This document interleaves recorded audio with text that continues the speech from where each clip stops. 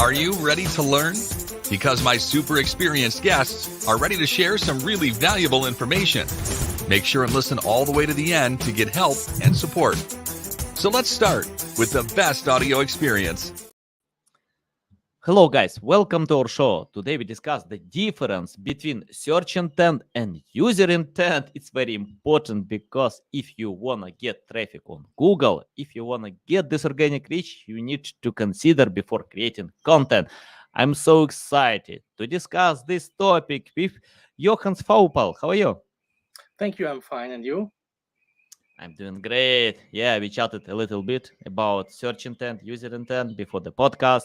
And yeah, I remember many years ago, that was in 2008 when I started my first online project. I didn't consider search intent. I didn't consider user intent. I created only e-commerce content. Google ranked well, but things change many times because Google is updating the system a lot. And today I think more about users than about search engines. Uh, Before we start, just tell more about yourself, experience, background, and why you have so many books on your background. Because I'm very curious, and I cannot stand and be bored, and so I'm studying all the time, and I'm looking for new content and new ideas. And something about my background you wanted, yeah? So Yeah. I'm wearing two hats. The one hat is I'm systemic counselor and therapist here in Frankfurt, and I'm doing supervision and coaching here on the screen online, and also in real life. And the other hat I have on is my marketing. This is since 1993. I'm doing marketing, online marketing too, and yes, and I'm living here in Frankfurt. Nice, nice. Let's start from the basic. Can you tell how to learn search intent, user intent, and what kind of difference between them? First of all, you should switch off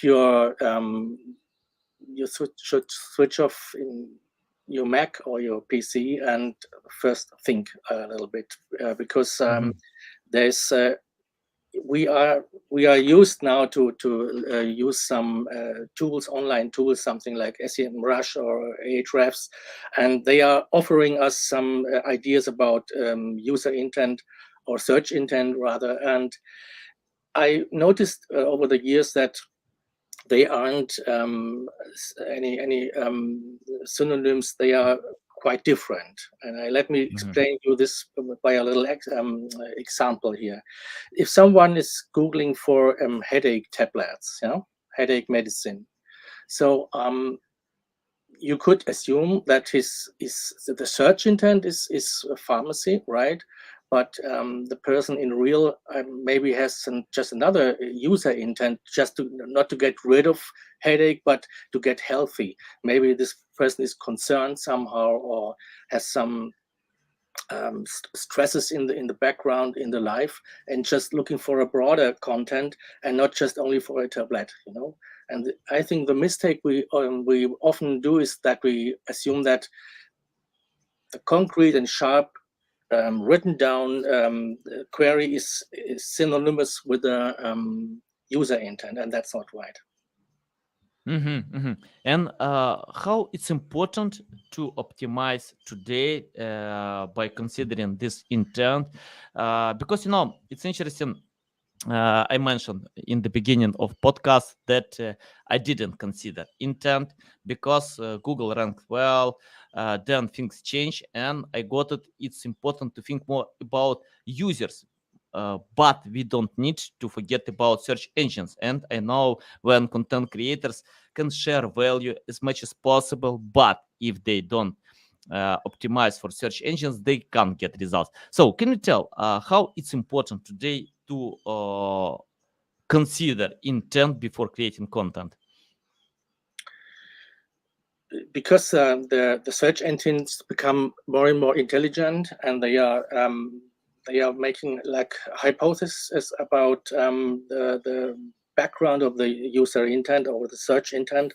And therefore, if you want to market, let's assume you want to market pharmacy against headache. Let's stay at this example. So you should not only mention the tablets themselves, but also you should talk about how can headache be caused by stress, by less sleep in the night, by too many tasks at once, and just to talk more from the broader background around. And so maybe the tablet may be a solution for the situation right now, but if you are as a pharmacy supplier, you are offering more content, not only just to hit the pain, but to avoid future pain. You will have a big sympathy about in your audience. I opened your LinkedIn profile because I love opening LinkedIn profiles, and I found that you share a lot about your coaching. I wanna ask about that because for example, we created SEO course with plus 20 top SEO experts, including Lily Ray, Mike Phillips, many others great experts, Olga Zar, and that was interesting. I found that many students have no time to take course. They started and bounce fast. It's the same with any other content. For example, according to data, people read only 5% of all books. So they bounce because it's boring. They bounce, for example, on YouTube, 80% of people bounce in the first 20 seconds. I think it's the same with any type of content. And I'm interested about how tell your customers or companies that who hire you about creating non-boring content. Let me explain why. For example, if I take any book from Jack London, I can feel that I'm part of the journey. I can read the whole book. I can forget about sleep, about meal, about water, because I live on this book. My mind is on this adventure. But if I take some business books, they're good for sleeping. When you have problems with sleep, you can sleep well all night. You don't need medicine, pills, anything. You mentioned about headache. Yeah, you can get headache as well. But can you tell how to teach companies about creating non-boring content that people wanna consume until the end? Yes. First of all, you have to be you have to offer something different. Now, let me show you. I'm drawing all the time. You see here, and let's think about headache. So, if I will show you this here, do you have an imagination of what headache can cause? Yeah, I can. Too many tasks, too many simultaneous, too many tasks, too many ideas, and so on. And the first I'm doing all the time is to draw something and to bring something live, which is not people are not used to, and they stick to it. And the same I do in my coaching processes. I published several books, and all these books have a lot of drawings inside. And by the way, Google really loves just so simple pictures like this one here, and just the opposite of any stock imaging. If I have several websites where they are really ranking brilliant just with little drawings, and this is the answer to your question.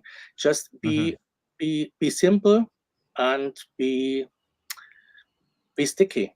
Be sticky. Just the people see such a picture like this here for the first time, and they ask him, what is this all about here? And okay, is this a picture for headache? So I should think about what is the overload in my head. Maybe I do not need any tablets, just I have to withdraw something from my daily plan. Is it a little bit makes sense a little bit for you? Yeah, but I want to ask more about that. According to some studies, data, companies usually implement 40% of all recommendations. So, for example, if they pay $10,000 for consulting, they implement only tips for $4,000. So they waste $6,000. And I researched what's going on, and I found they wanna get simple solutions. Sometimes companies, coaches, mentors provide more data than they need. They have resources. And I remember when Jeff Bezos, the research team asked him to give more time to research about the new product, and he denied. He told, no, guys, we have enough data. We need test, we need experiment, we need implement to figure out what's going on. And this product is Alexa. Today, almost all US homes have this product. And I found that mentors usually give more to their clients than they can implement. And people can they can lose priorities. For example, I have 100 tips, and I don't know what to take, what to do. Can you tell your methods how to explain about priorities and simplify the process of transferring data? Because sometimes we can give data to some specialists. They need to share with decision makers, to transfer to other people who are responsible, for implementation. Any insights about that?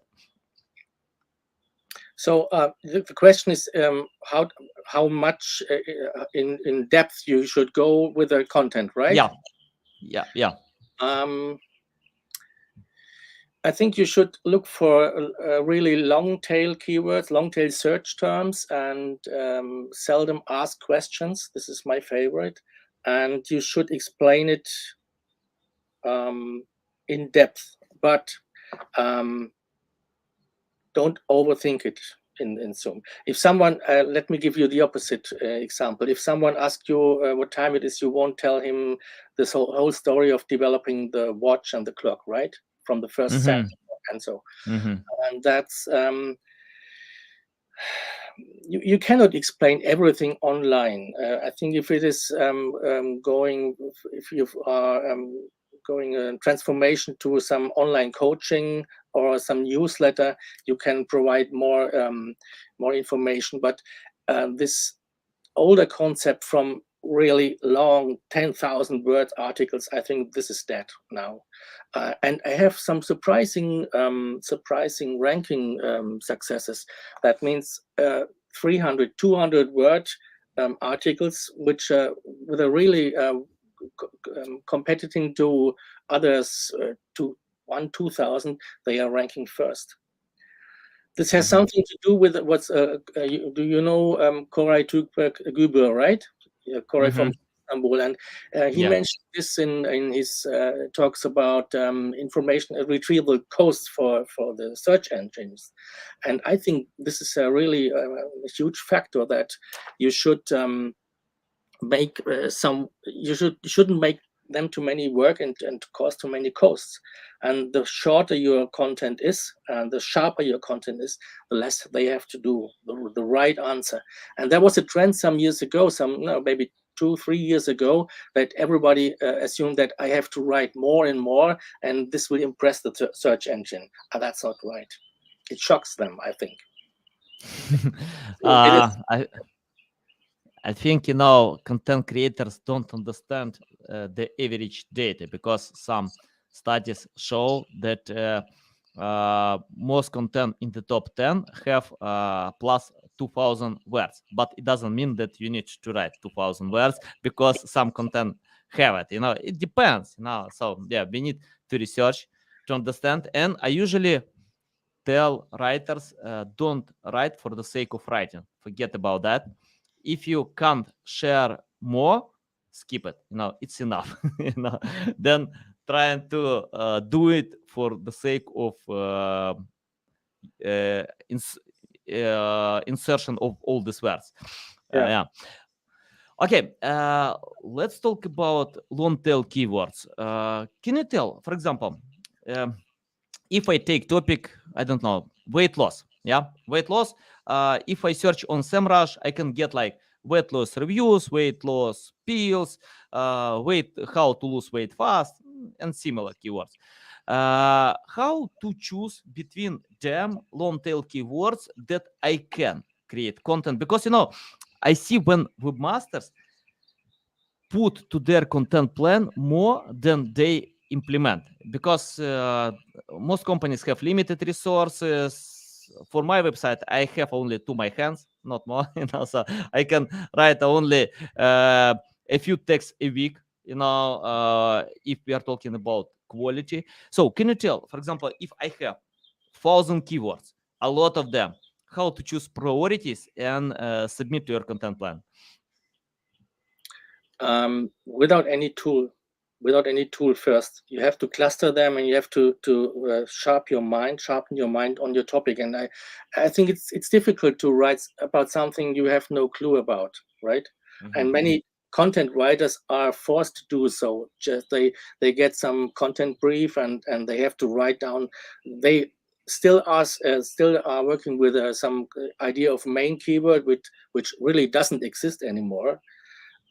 If you are following Koray in Istanbul, you will see just another cosm of search engine understanding, and therefore there is no longer concept like main keyword, and you have to cluster it first, really, with your mind. You have to think about what would I search for if I would be in the role of the client outside, and then just you have to test it. You have to test what will go. You have to watch your search console and to look for low hanging fruits, as we know. And but really, first you have to think about the history in the mind.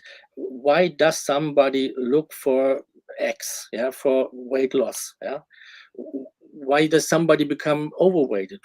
And you have to think about, does it have something to do with the age, or with the personal living situation, and so on.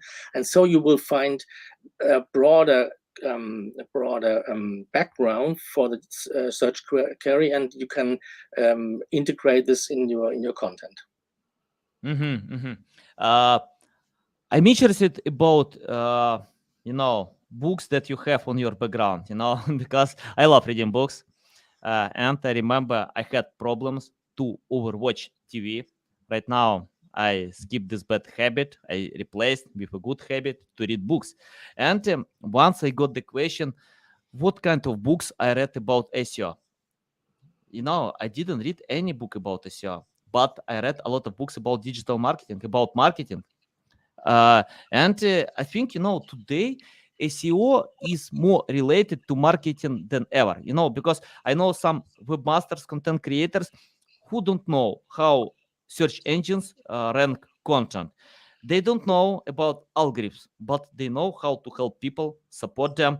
And Google creates all these algorithms to satisfy user intent, help people. And if you can do it, then Google will feed more, bring more traffic. So can you tell about marketing books? What kind of books or any other books you can recommend to students or webmasters who wanna get some interesting ideas about creating content? Dictionaries. You should look for dictionaries, for synonyms. Yeah, you should. If you have the idea of providing some content, let's about holidays maybe, or about shipping, or I don't know what. You just have first. You don't have to look for some SEO tricks. They don't work. Maybe they work. Black Hat still works. Is some kind of working, but I have no idea of that. But first, you have to make really a topical research, and then I'm again citing Koray from Istanbul. there is no you have to write a good topical map. Topical research you should do, and topical research means also semantic research. What are synonyms of some main queries you have, and then you will develop a bigger story behind your short-term query. And books, content chemistry, this is a book I really like. And I think Everything Don't Make Me Think, this is a good book I like also. But first of all, you should look for good design. Netherlands design, they are really world famous. Just to look what are good proportions for a website. But I think people still are looking for some books and articles about SEO tricks, and there aren't any SEO tricks. If you have loading time, maybe a half a second longer, so yes, on the calculation they will lose some traffic maybe, but if you have a burning content, the loading time isn't that important anymore. So I don't know if this is an answer for you on this question, but I have no this SEO book. There's from no, I don't have. Yeah, I think books can help if you read a lot. If you read not a few books but 100 books. So if you if you learn from them, you can create your own ideas. You don't need to implement totally the same, but books can help and show the right way. Let's talk about creating high quality content.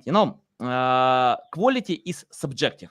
We don't know it's quality, not quality, because when I write an article, I always feel, whoa, it's the best article ever. But it's my feeling. Now, some content creators can feel the same about their articles, and Google will choose which article is better to rank.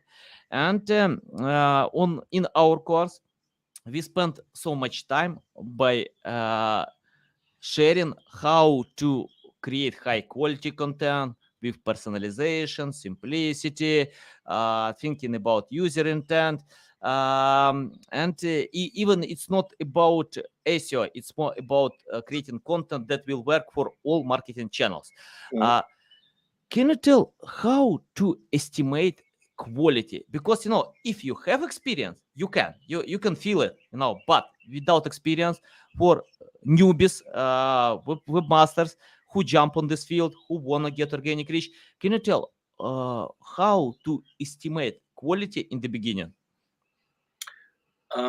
Yes, you have to study the top 10, the top 20 maybe, and then you have to separate yourself, switch off the machine and write maybe with another one, or just go offline. Because the most tools, they are crawling the first 10 results and give some recommendations, and okay, IDF it is still a good concept, to enrich the content with certain keywords. But if you are comparing the first 10 results, you will find a soup. Everybody is similar to the next one, and so there's a fight. Just maybe the first 3-4 positions change, but there's nothing new really, nothing very unique on the first page. So how to get there? Just to look what they are talking about, and not only to fill the content gaps, you have to tell really a good story. You have to tell a story that is different from all the other stuff. And yes, this demands a lot of time. And in former times, when I was just a copywriter, I wrote something for clients, and I knew that I know today that there are content platforms. I don't want to name them now, but what I'm talking about. And the briefs, they are just fighting against each other to reach to write content for ranking's sake, and that's the big mistake. And so you have boring contents in the broad topics and really interesting topics. In interesting texts you will find around the long-term queries. Yeah, got it. Valuable. I can't avoid topic about AI. It's not only trending; it's hot topic for a long time, and we know about ChatGPT, about other AI tools. I use them before ChatGPT, but I found that many content creators overuse AI tools. That means, they think that AI is a golden button. Even my AI tool that I have on my website, if you open unmiss.com, you can see, you can add your website and click golden button. It's called golden button and get writing text for all website pages. Guys, it's not golden button. It's only generating generic text that you can optimize. Then you can make more unique. And for me, AI is the best rewriting tool ever. But who cares about rewriting? Nobody needs it. Yeah, grammar is good, everything looks good, but can you tell how to use AI in the right way? Because I found all, not almost anyone, all writers that I cooperated before use AI today. If you cooperate with all experts who wrote text for you, remember they use AI because you can't hide it. But you know I usually reach out to them. We have some discussions and tell, please don't use AI. It's not because quality is not good. It's because nothing special. It's the same stuff that we have online. And I need something new. I need storytelling. I need fresh data, insights. But anyway, you can use AI for the sake of getting ideas, editing text. Can you tell your methods, how to use AI in the right way? Well, I don't know if I'm so wise to talk about how to use it in the right way, but I know how not to use it. And it is AI, all the AI content till now is limited to the depth of the content they had been scraping before. You won't. I don't think that AI will once be capable to be really creative from to set together for the first time in mankind things that didn't fit together before. I don't think so. So you see all the AI art. You can say, okay, give me the Mona Lisa with a green hat on the head. No, this is nothing special. But AI is really good for collecting ideas and topics and questions and keywords also, and then the real work begins, and you have to sort it, and you have to write good English or good German, because in the first moments when Jasper and Jarvis, former Jarvis, came out, I was really fascinated. I thought, I have no work anymore. I just can hit the some button, and the rest is just writing the bill to the client. The first moment I thought, and then I saw it is really writing BS in between. Yeah, not always. And GPT-4 is really impressive, but you have to be careful, and you can write it and hold an article and then write it again and write it in a new way. This will be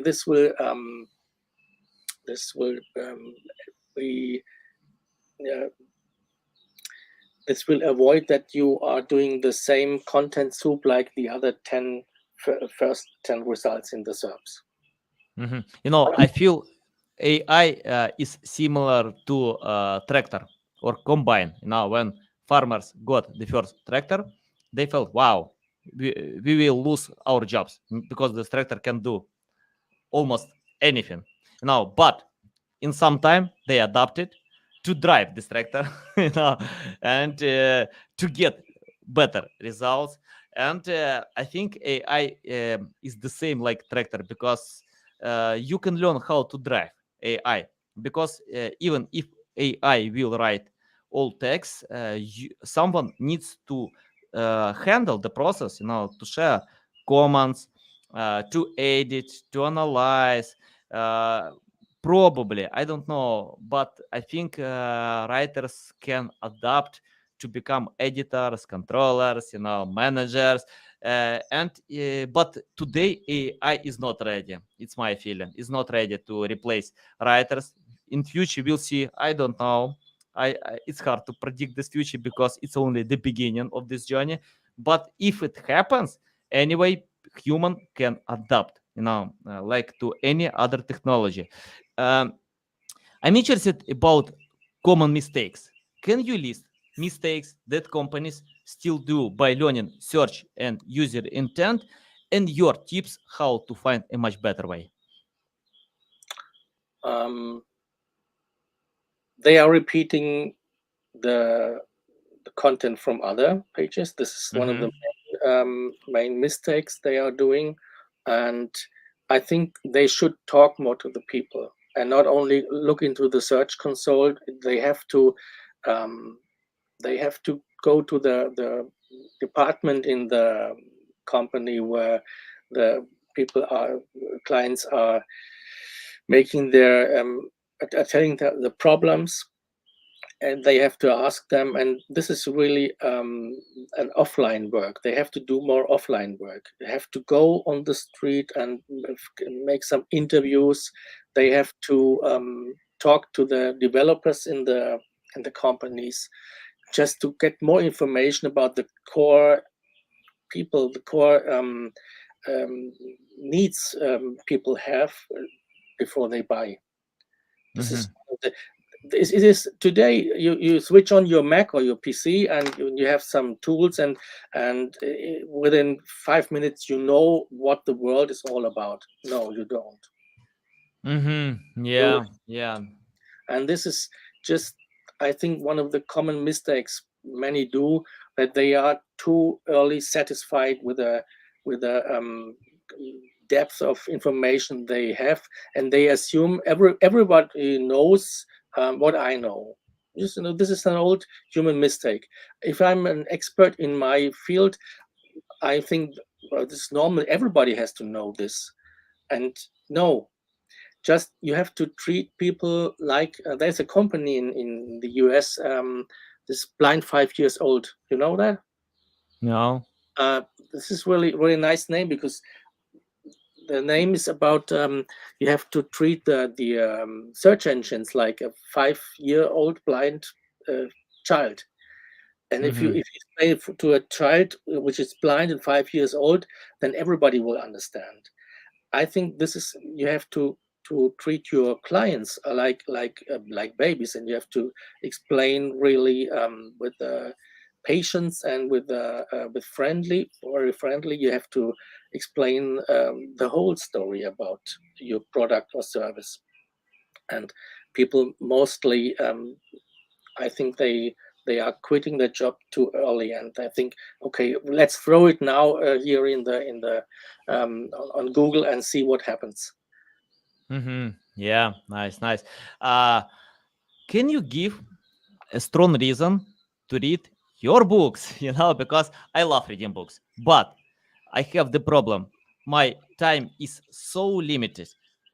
I'm pretty sure in my audience, many people have the same problem.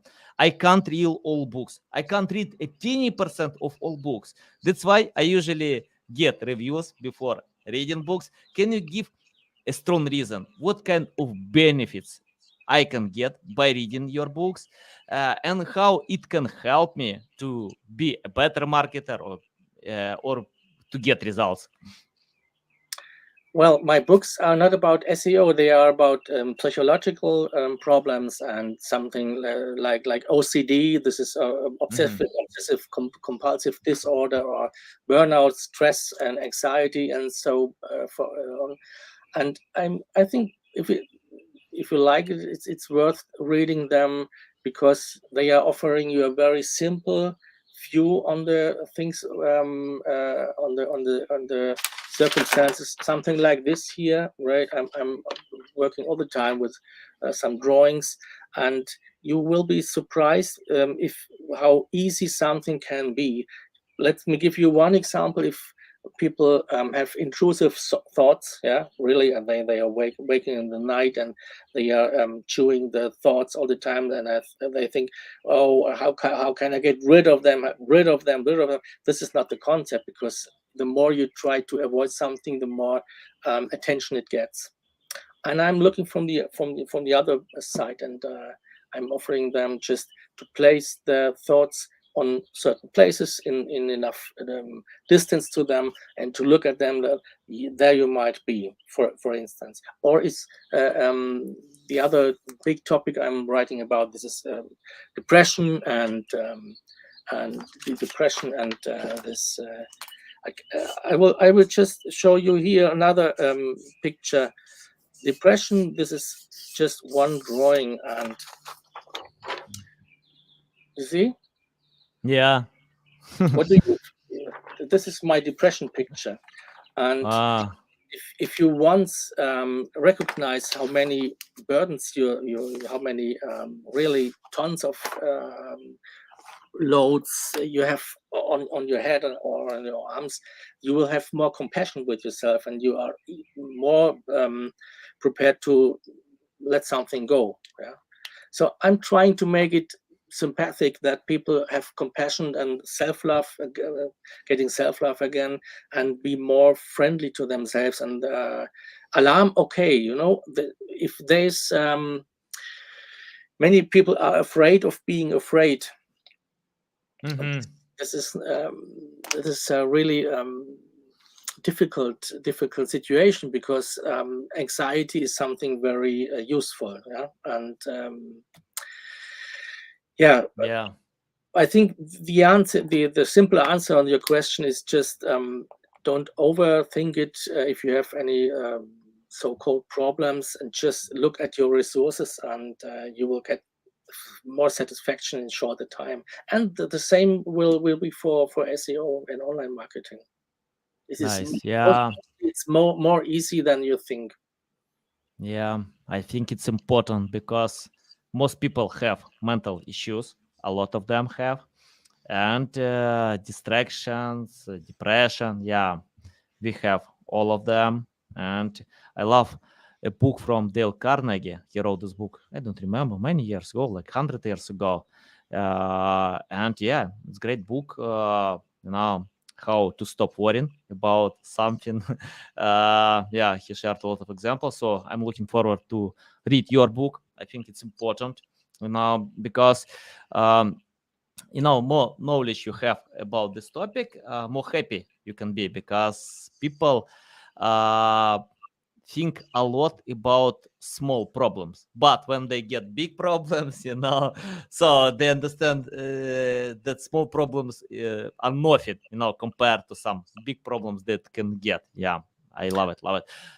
Many And are um, developing really big problems from small problems.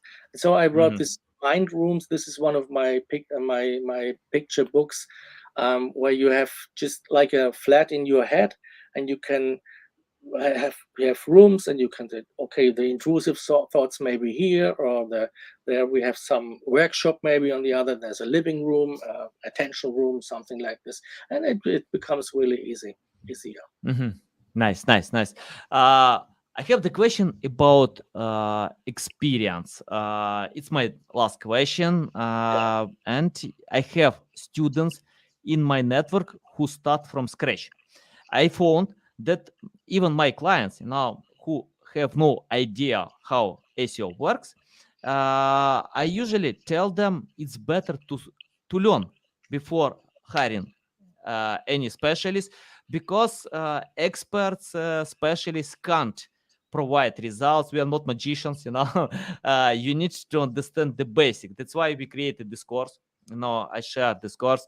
If people don't understand how it works, it's better to take the course, to spend time, then you can cooperate with any expert. Can you tell according to your experience, if you started today from scratch without any experience, knowledge, skills, completely from scratch, you have now all these books on your background, what will you do to learn more about search and user intent? I would go to YouTube and study first Stanford, all the concept about linguistics, about semantic, just to understand the core idea of a search engine. And now Google is now a semantic search engine. The technical SEO I would set at the end of all the processes, because there we are on the trick area. First, I would get in more information about semantics and how are the topics set together, and how I can write my own little story so that it can be connected from the outside to the big internet, to the World Wide Web. I think this is would be my first step. Just Nice. Yeah, I think a lot of free stuff online on YouTube, on Google. So I agree. Just open YouTube, take my course. It costs like $10. So it's not a lot. It's not about where you get all the skills.